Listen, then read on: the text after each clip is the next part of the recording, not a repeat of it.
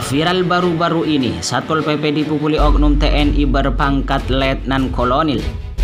Aksi dugaan penganiayaan dilakukan oleh seorang oknum TNI berpangkat Letnan Kolonel, menggugah simpati sejumlah aparatur sipil negara. Oknum tersebut diduga menganiaya anggota Satpol PP Kota Mojokerto yang sedang berjaga di pos jaga pintu masuk kantor Wali Kota Mojokerto pada Jumat 22 Oktober 2021.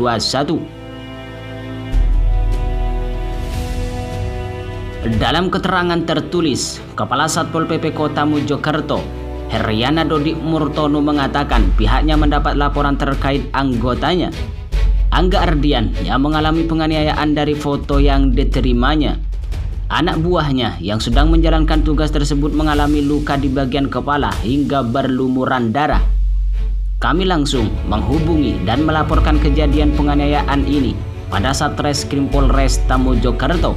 Setelah didatangi ke TKP, melihat beberapa foto, ternyata memang penganiayaan itu dilakukan oleh oknum TNI, sehingga kepolisian menyerahkan pada garnisun, ungkapnya Sabtu 23 Oktober 2021.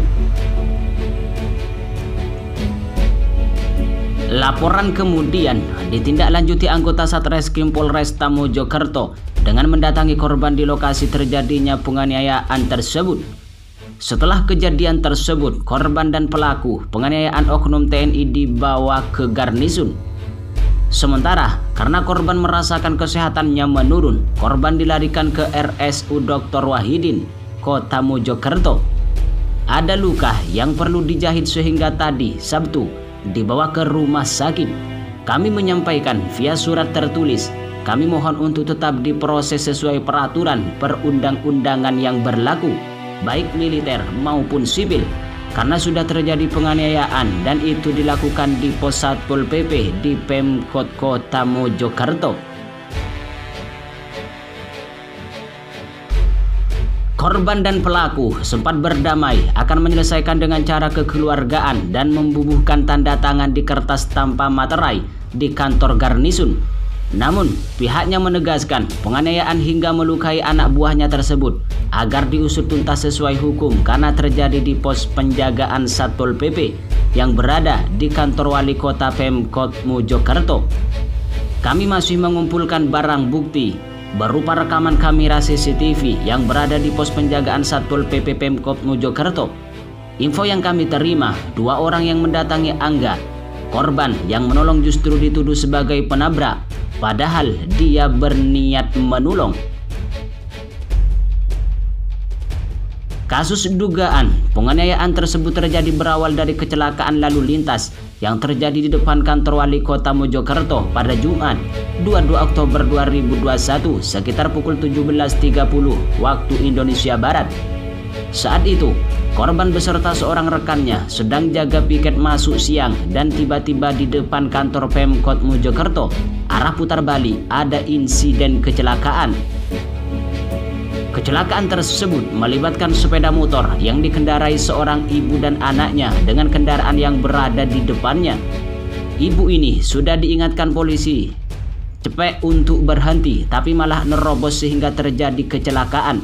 Akibat kejadian tersebut, si ibu jatuh terpental sampai depan pos, lalu saya berusaha untuk menolongnya. Namun lanjut korban, bukannya berterima kasih, si ibu tersebut malah datang menghampirinya dengan marah-marah. Permasalahan kembali berlanjut saat korban meminta kartu identitas si ibu untuk penyelesaian secara damai dengan korban yang terlibat kecelakaan dengan si ibu. Namun si ibu menolak dan justru beberapa jam kemudian datang bersama suami dan oknum TNI tersebut.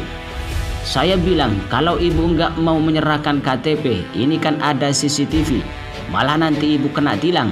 Lantas beliaunya marah-marah dan bilang nanti kesini lagi. Sekitar pukul 24.05 malam, ibu tersebut datang bersama suami dan temannya yang mengaku anggota TNI. Kedua orang ini kemudian memukul saya di bagian wajah.